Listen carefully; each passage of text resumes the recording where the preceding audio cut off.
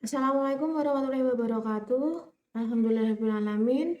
Hari ini saya akan menyampaikan materi tentang garis pengaruh balok sebagai LO3 kita melalui video asinkron ini. Sebelumnya, kita sudah belajar tentang garis pengaruh balok pada beberapa struktur sederhana balok. Contohnya, struktur yang pertama ini kita sudah belajar garis pengaruh pada balok sederhana. Kita mencari garis pengaruh reaksi A, kemudian garis pengaruh reaksi B, garis pengaruh SF, yang kemarin tolong dibalik ya. Kemudian kita juga sudah menggunakan metode garis pengaruh dan metode analitis untuk menghitung SF maksimum dan BM maksimum. Selanjutnya, kita mencoba untuk menghitung garis pengaruh pada tipe balok cantilever seperti ini. Mencari garis pengaruh reaksi, garis pengaruh SF, garis pengaruh BM, kemudian kita bandingkan hasilnya dengan menggunakan metode garis pengaruh dan analitis. Nah, kali ini saya akan mengajak teman-teman semua untuk belajar tentang membuat garis pengaruh pada balok Gerber, sekaligus nanti kita akan membandingkan hasilnya apabila ada gaya luar, kemudian kita hitung menggunakan garis pengaruh dan kita hitung menggunakan metode analitis. Oke, apa yang akan kita cari? Nanti kita akan mencari garis pengaruh reaksi A, reaksi B, kemudian ada reaksi C.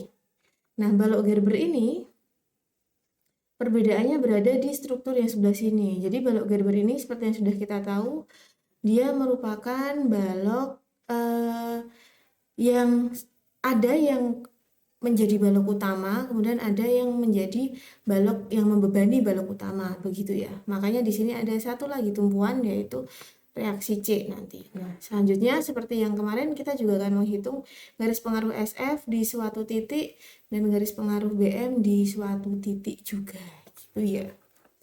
Oke, nah kita akan mulai dengan menghitung garis pengaruh reaksi A dulu.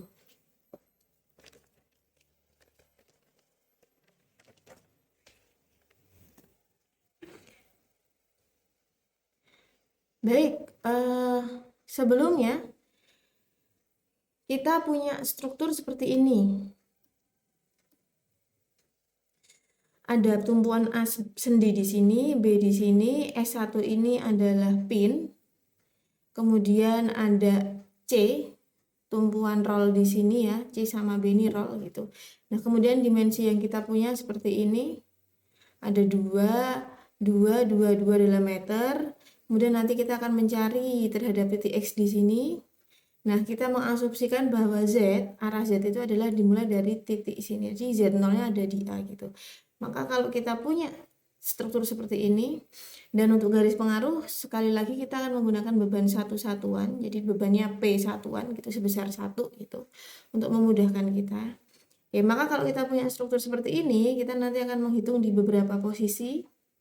Ada jika P berada di A, jika P berada di X, jika P berada di B, di S1, dan di C. Nah, contohnya ketika P-nya berada di A.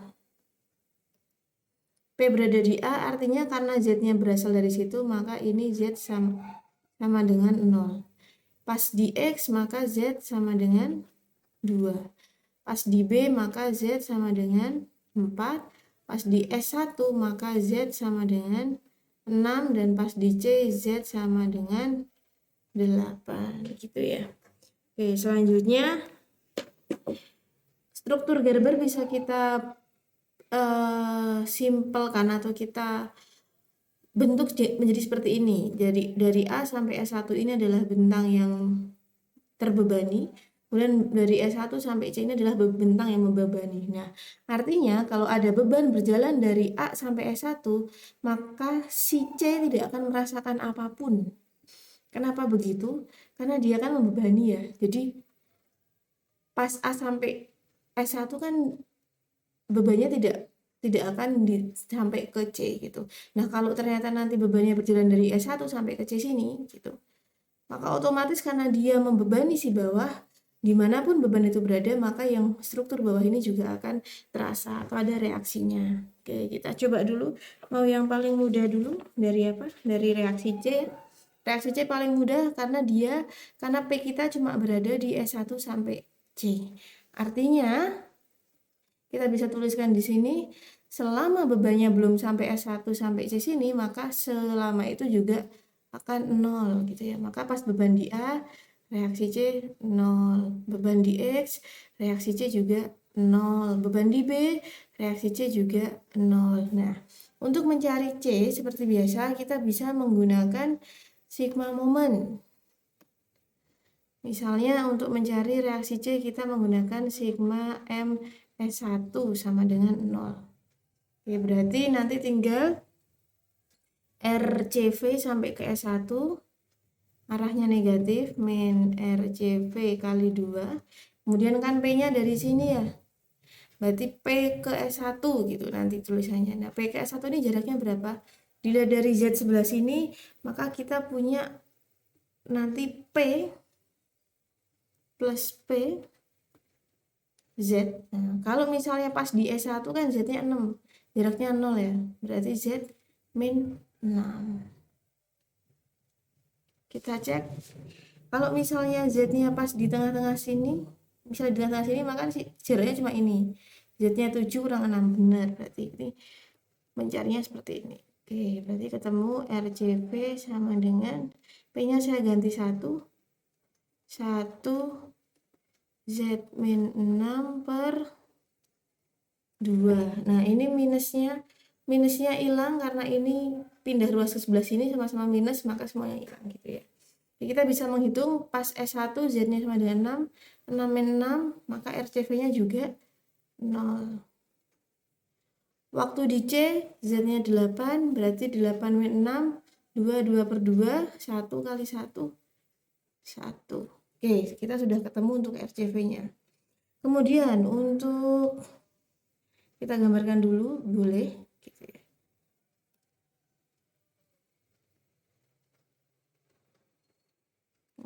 Misal saya gambarkan yang positif itu ke bawah ya. Jadi ini kan positif ya. Kalau saya gambarkan yang positif ke bawah, berarti dia gambarnya kan seperti ini.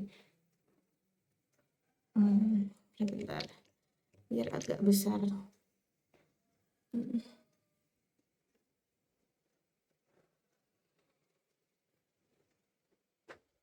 Ini kalau skalatis bagus ya. Ini 1. Nah, ini adalah garis pengaruh RCV.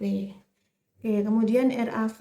Nah, untuk menghitung RAV kita bisa menggunakan RAV ini karena dia berada di batang yang terbebani. Berarti nanti P dari A sampai C dia akan tetap kerasa gitu ya. Untuk menghitung RAV kita bisa menggunakan sigma moment B.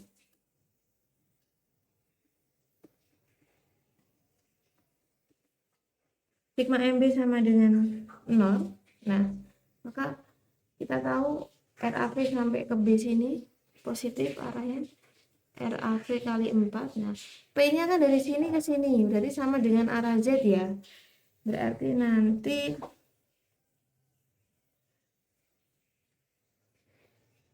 sebentar. P misalnya nih, P-nya di X ini kan berarti Z-nya 2. Nah, jaraknya kan yang sebesar ini. Berarti nanti sama dengan 4 dikurangi Z.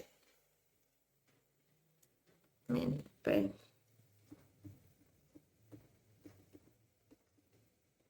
Gini. Maka kita akan punya RAV sama dengan P-nya saya ganti 1. 4 min Z dibagi 4. Oke, kita isikan di sini.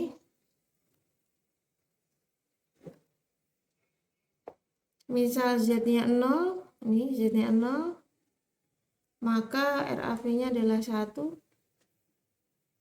Z-nya 2, 4 min 2, setengah,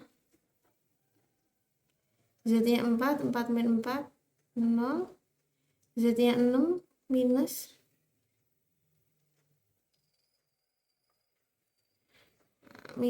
ini minus setengah. Nah, bagaimana pas posisi di C? Karena pas posisi di C, semua beban sudah ditahan oleh RCV, maka di sini RAV-nya 0. Oke. Oke, selanjutnya untuk RBV kita bisa menggunakan sigma MA.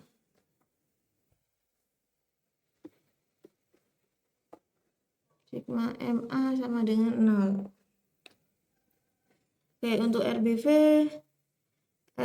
ke A sini berarti minus RBV kali 4. Kemudian nanti kan P-nya jalan dari sini ya. P sampai A sini berarti adalah Z plus P kali Z sama dengan 0. Nah, ini minusnya hilang karena misalnya ini pindah ruas jadi minus, atau ini yang pindah kanan jadi minus. Ini cuma biar enak saya nulisnya kayak gini aja. Berarti ini PZ bagi 4. Oh, tadi P-nya saya ganti 1 ya, biar langsung kelihatan.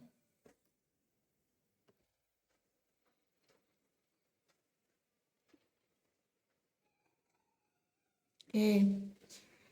Kemudian kita bisa tuliskan di sini 1 kali Z bagi 4. Waktu Z-nya 0 berarti RBV-nya 0.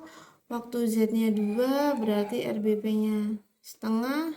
Waktu Z-nya 4 berarti RBV-nya 1. Waktu Z-nya 6 berarti RBV-nya 1,5. Waktu C, karena di C sudah ditahan semua sama reaksi C, dia juga tumbuhan, maka ini RBV-nya 0. Oke, bisa kita gambarkan di sini. Kita tambah panjang dulu.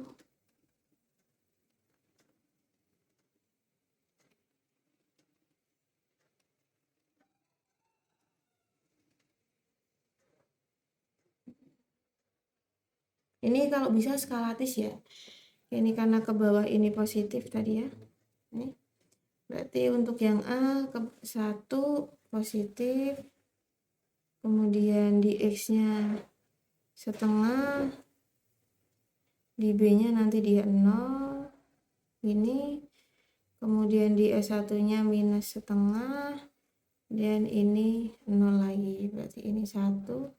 Setengah, ini setengah, ini minus, ini positif, ini GP RAV. Nah, kemudian yang RBV dia kosong di A, setengah di sini, di B dia 1, di S1 dia 1,5, kenakan 0 lagi. Oke, positif. Oke, kalau kita cek sigma vertikalnya, kita jumlahkan semua. Sigma vertikal berarti RAV tambah RBV tambah RCV dibandingkan dengan P1 satuan, maka kita akan ketemu 1, 1, 1 juga. Ini minus ya, berarti ini plus 1 juga, terakhir 1. Maka garis pengaruh ini sudah benar. Oke, demikian untuk garis pengaruh reaksi. Sampai ketemu di part 2 untuk kita lanjutkan ke garis pengaruh SF dan BM.